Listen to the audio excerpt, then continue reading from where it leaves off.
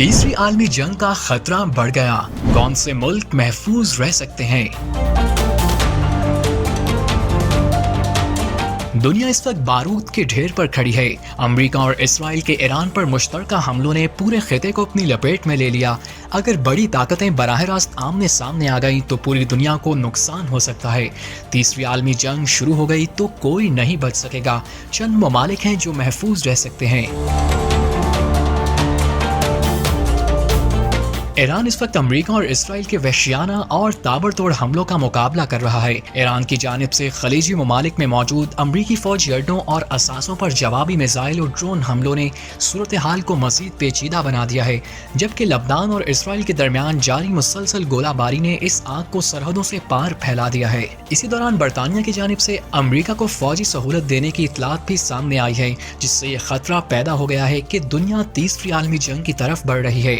ऐसी सूरत हाल में हर जहन में ये सवाल है कि क्या दुनिया में अब भी कुछ ऐसे ममालिक मौजूद हैं जो इस तबाही से महफूज रह सकेंगे।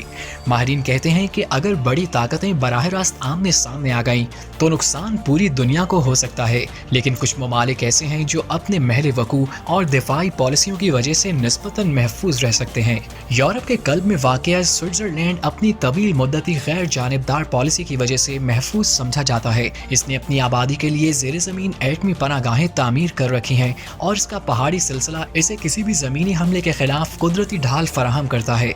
अगर तीसरी आलमी जंग छिड़ती है तो आइसलैंड और न्यूजीलैंड को महफूज तरीन मकामात में शुमार किया जाएगा। न्यूजीलैंड एटमी जंग के बाद पैदा होने वाली तापकारी और न्यूक्लियर विंटर के असरात से काफ़ी हद तक महफूज रह सकता है।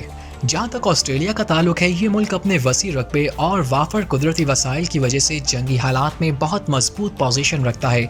ऑस्ट्रेलिया में खुराक और ईंधन के इतने ज़खायर मौजूद हैं कि वो बैरूनी दुनिया से कट कर भी तवील अरसे तक शहरियों की ज़रूरियात पूरी कर सकता है। जंग के मुमकिन खितों से काफ़ी फासले पर वाक़ होने की वजह से ग्रीनलैंड निस्बतन महफूज है और इसकी सियासी गैर जानिबदारी इसे किसी भी हमले के लिए मुश्किल हदफ बनाती है।